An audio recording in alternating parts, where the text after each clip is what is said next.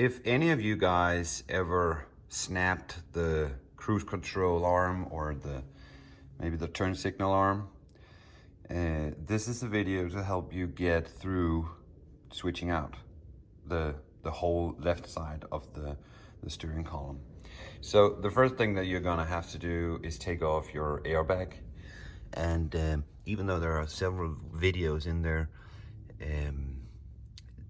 they don't really explain well enough how to do it. So if you see down here in the steering wheel, you'll see these snaps. It's like a piece of metal that hooks up under this guy. Okay, so usually people say, hey, use a T10.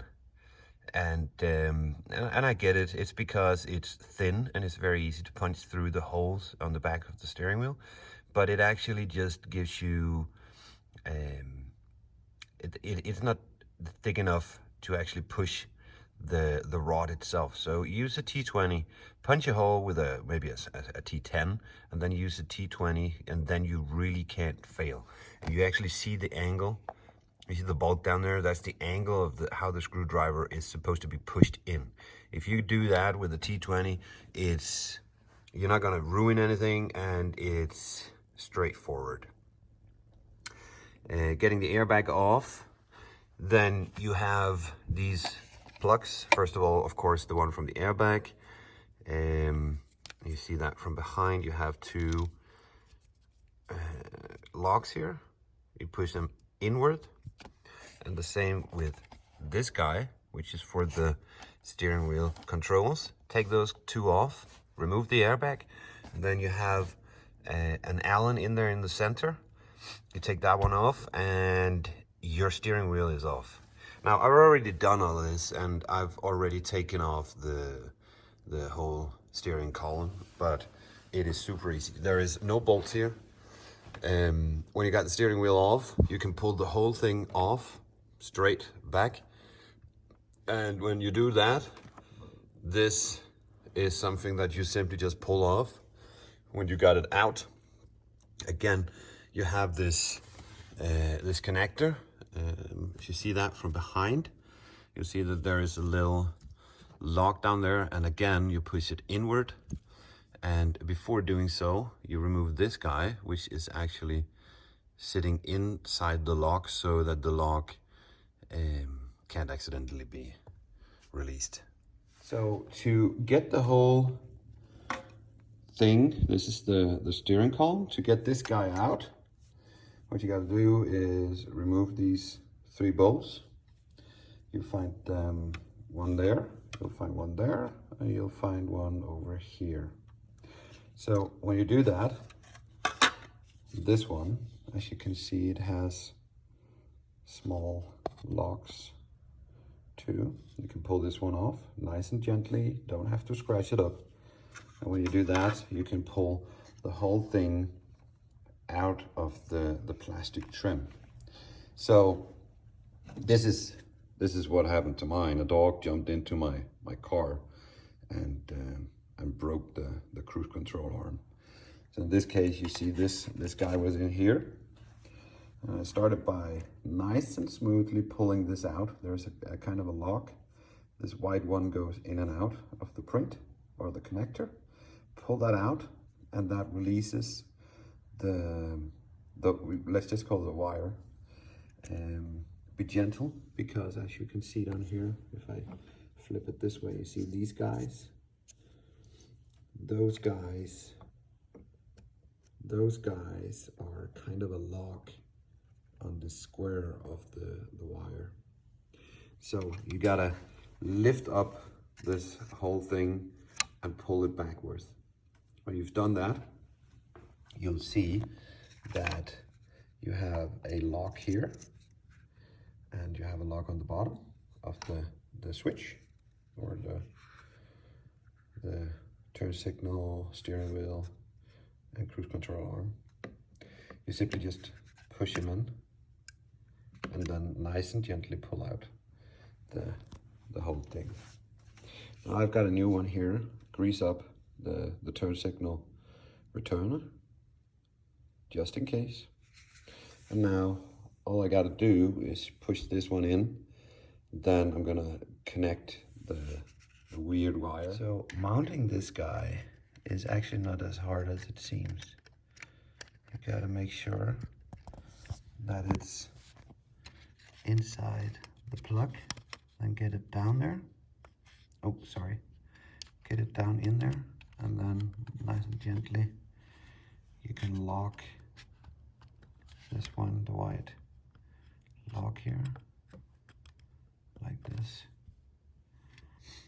And as long as you see these guys are on the other side of the locks, one there and one right here, you see the little square is on each side, then you can safely assume that it's well connected inside. And if we turn this around, you'll see, well, you may not, but it's very smooth and beautiful in there. So what we got to do now is just place this guy on top, and then we're gonna put the 3 bolts in, and I'm gonna show you how to mount the whole console. So going back to assembling the whole steering column, you wanna, it's still loose as the steering wheel hasn't come on yet. So I mounted of course the plug, the connector, then I put it in the lock, and then you slide this, the whole console, you slide it nice and easily on, and then you mount it on the first corner, then on the bottom, then on the next corner, and then in the top, and it just snaps right in, and it's super nice. When that's done, you'll hear this snapping sound. You hear that? That's it locking in, and now it's stuck. Not stuck in a bad way, but in a good way. And we can take our steering wheel, mount that on there, and we have this fine bolt that you of course have to change out every time. I'm just gonna clean out the blue stuff, and then I'm gonna put some Loctite on it, and then we're good to go. And of course, connecting the wires is easy. This one up here, we just give me 1 second. It's not easy watching, doing and recording, and besides I can't see shit. There it goes inside there.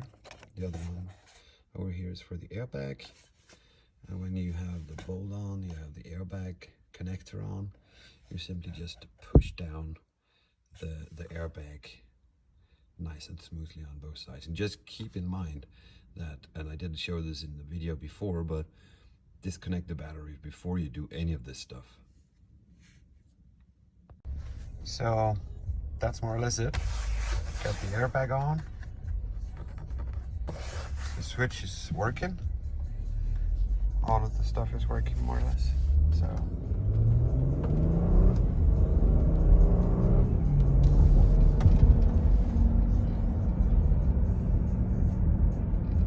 don't mind the engine lamp. It's the same symptom as every other GL 450 with the V6 bi-turbo, twin turbo. It has a problem with the chain tensioner. Every time you start it up, the tensioner is too slow and doesn't tighten up the chain, which makes the sensors say, hey, we're not aligned. You know, the crankshaft and the cams are not okay. So that's the next project, switching out those tensioners so we can have it working properly when it starts up and there's no lamp. Thank you for watching.